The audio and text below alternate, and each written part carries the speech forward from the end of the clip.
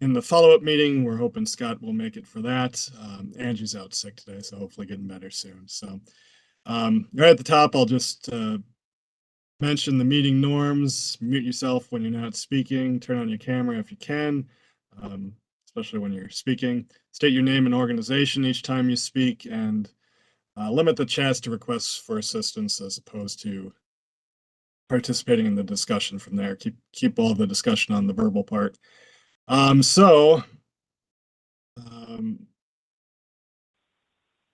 there any changes to the proposed agenda?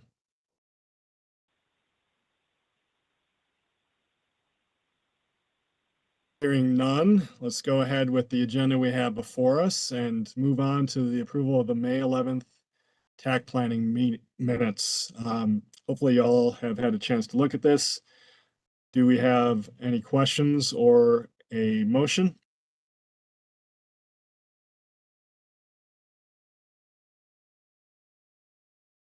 This is David Burns. I will make a motion to approve the minutes. Do we have a second? Elaine Kutsukos will second. Thank you, Dave and Elaine, with the motion and second. Any discussion? Okay, can we get a roll call, please? Johansson. Aye. Grace Almeida. Aye. Bill Dermody. Aye. Bridget Rafe.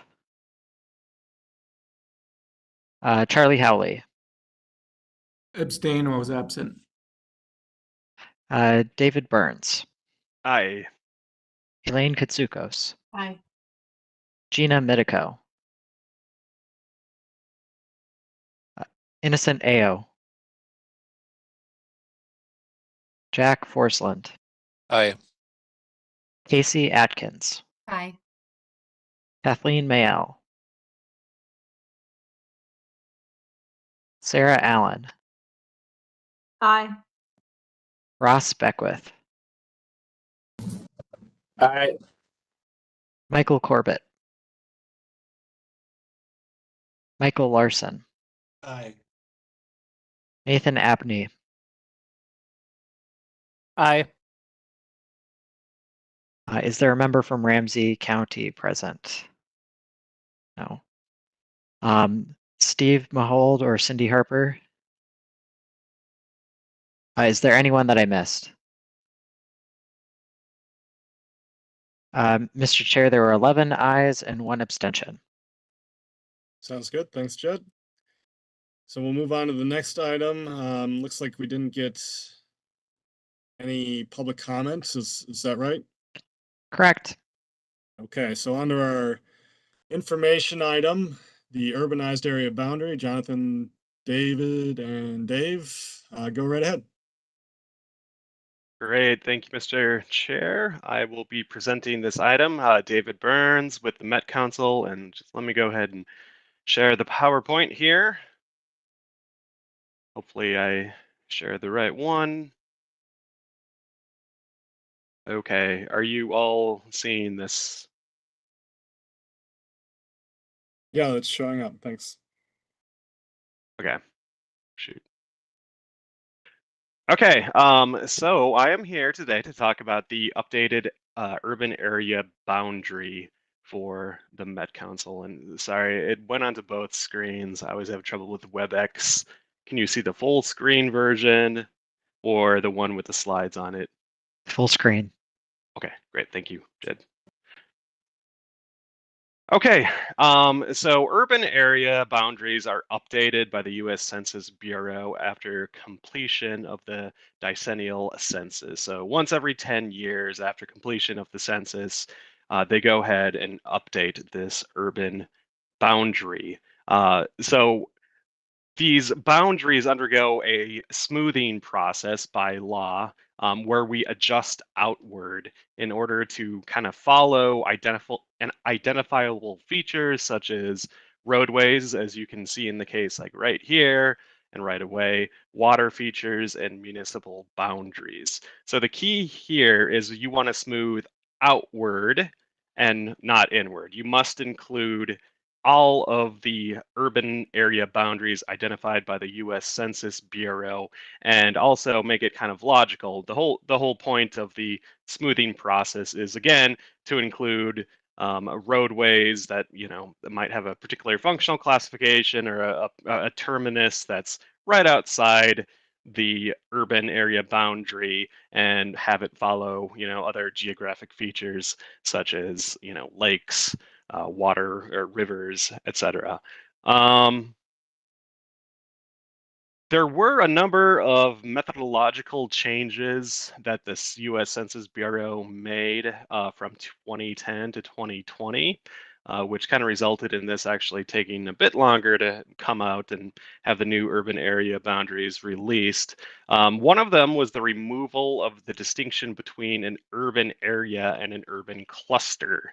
So previously, urban areas were greater than 50,000 people, urban clusters were anything greater than 5,000 people, but less than 50,000 people. So now all urban clusters are also called urban areas and go through a smoothing process.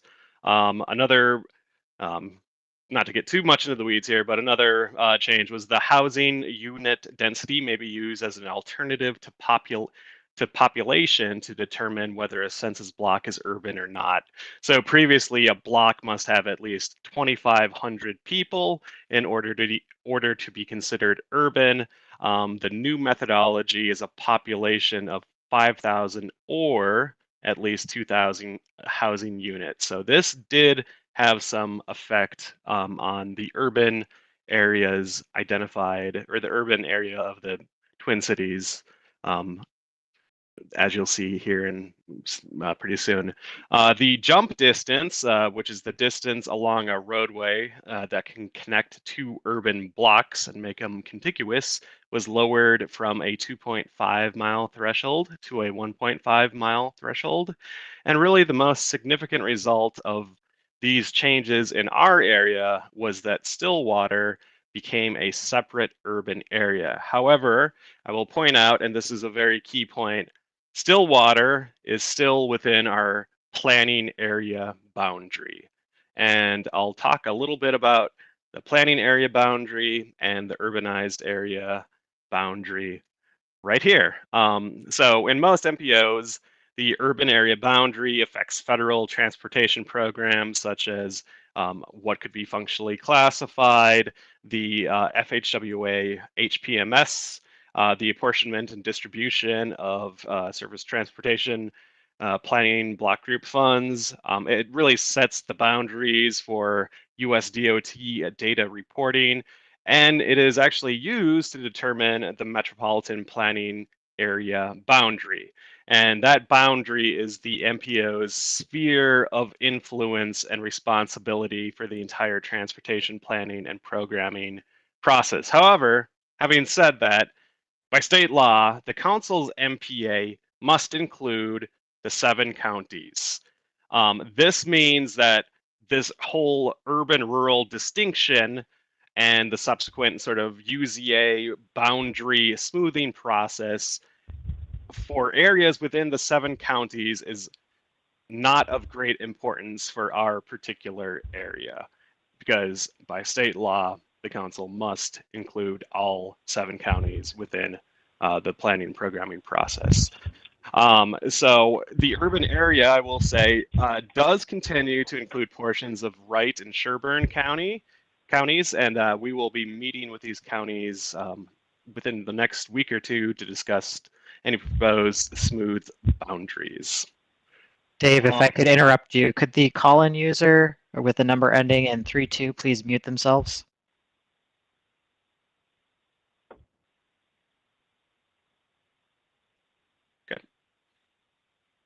So this does hypothetically have some functional class implications. In general, very limited implications for our particular MPO, being that we are a rather unique MPO. Basically, it has a limited effect on the council's functional classification process due to the fact that we have these A minors and those are used in our planning activities and to determine eligibility for regional solicitation funds. It could, and this is why it has, I'm even mentioning it, it could affect the urban and rural distinction for MnDOT and FHWA classification of roadways, but that's most likely would only matter for the actual accounting of the total system mileage classified as urban and rural. So not of great concern for the council, but I will just kind of mention that. So yeah, this is a lot. This is the proposed smooth urban area boundary. And if it doesn't look particularly smooth, it's because we are actually using census block groups for modeling purposes in to determine the urbanized area boundary. So the brown here is the actual census defined urbanized area. This yellow line going around is our proposed smooth boundary. Areas like East Bethel and Oak Grove, where you can see this hatch pattern, is an area that was previously in our urban area boundary, but we are removing from the urban area boundary. And the overall effect is kind of looking a little bit like this. Let me get into some highlights here, because I know that's a lot to look at and digest. First, the Wright and Sherburne County area. Previously, it looked a little bit different. We are kind of expanding it out to include, areas, especially in St. Michael, the city, I believe is right there, although it's kind of being covered at the current moment. And just removing some little areas due to a change in the structure of the block group. And feel free to ask questions at any point on this, because I know I'm going through this rather quickly and it's a lot to digest especially if you haven't seen the map in great detail. Here we have kind of a rather interesting phenomenon where Stillwater, basically because of that threshold for a jump, became its own urban area. So it is not part of our Twin Cities urban area boundary, but as I mentioned, it is still a part of the MPO. They're still, eligible for solicitation and part of our planning and programming process. But as you can see here, because of the fact that they became their own urban area, we had to kind of smooth out and take out that part, all of Stillwater, as well as that little area that went into Wisconsin up here from our urban area boundary. So I'm just going to kind of recap some of those changes, and we can perhaps look at the map more closely if you wish, and I'll try to answer any questions. We also have Dave Vessel here, who's done this. This is the third time, so he's certainly an expert on this.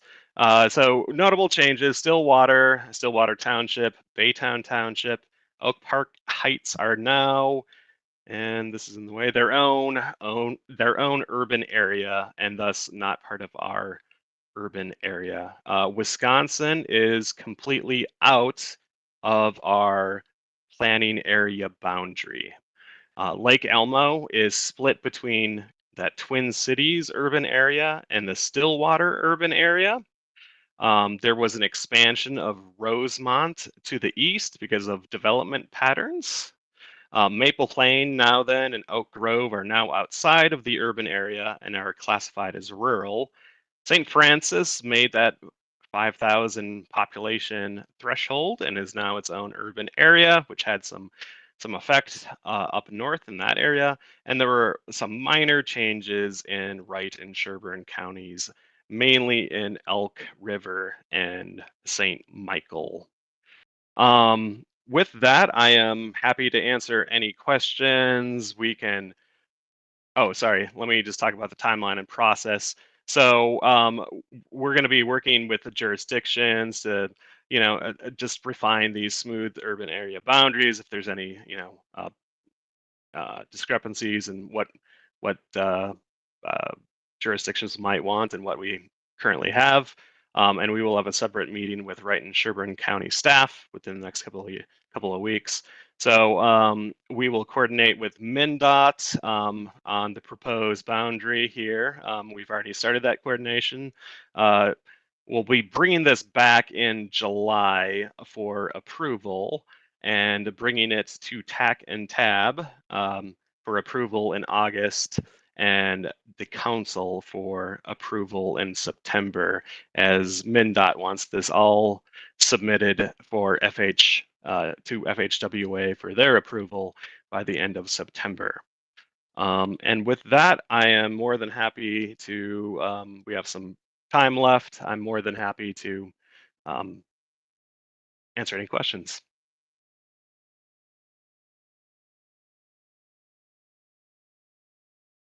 Mr. Chair, Michael Larson has his hand raised. Michael, go ahead.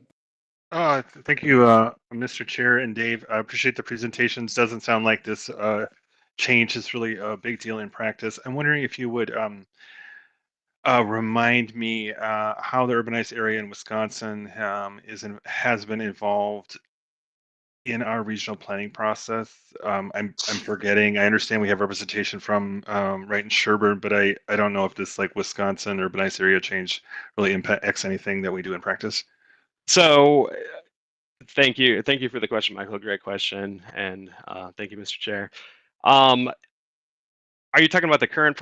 If you're talking about our current process with the state of Wisconsin, we have an informal agreement that, in essence, we share our tip with them if we were to have, if ever there was to be a amendment to a project occurring within Wisconsin, we would have to kind of coordinate on that. But they don't provide, it's limited to that, although we never actually codified that in any sort of agreement. So this has been an issue that has come up a few times, over the past 5 years. It seems about every year we hear, are we supposed to be coordinating on performance measures and stuff like that? The answer is informally no, but we did not codify that. However, moving forward, the state of Wisconsin is no longer within our planning area boundary, so we won't even have to worry about that. So we conceivably could continue to coordinate informally on matters that involve the border or interconnection, that kind of thing. Yes, okay. Absolutely. Thank you. Yep. Any other questions? I think Amy might have her hand up. Go ahead, Amy. You're on mute, Amy. Sorry. This is not really a question, and I think you said this, Dave, but maybe to kind of re-emphasize it, this smoothing process is a pretty big process that every MPO goes through.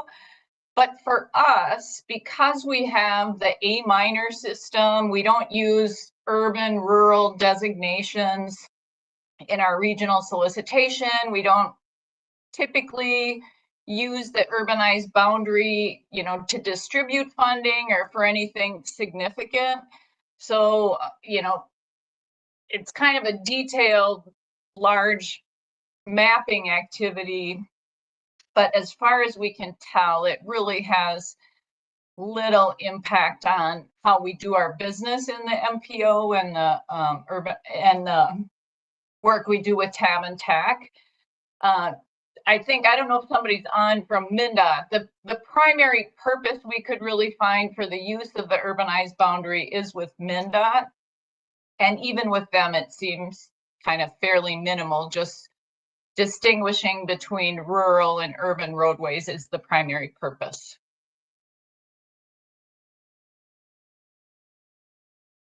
Good context. Thank you, Amy, for that. Any other questions or comments on our presentation today?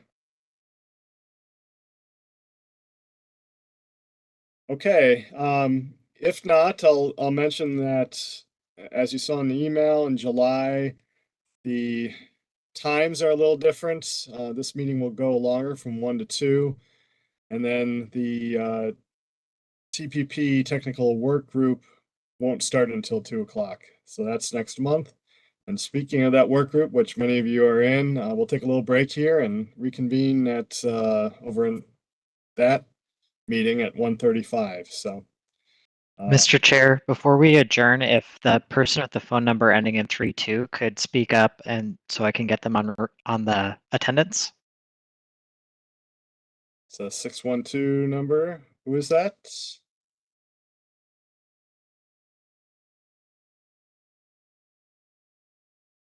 I guess we'll just assume it's spies of some kind.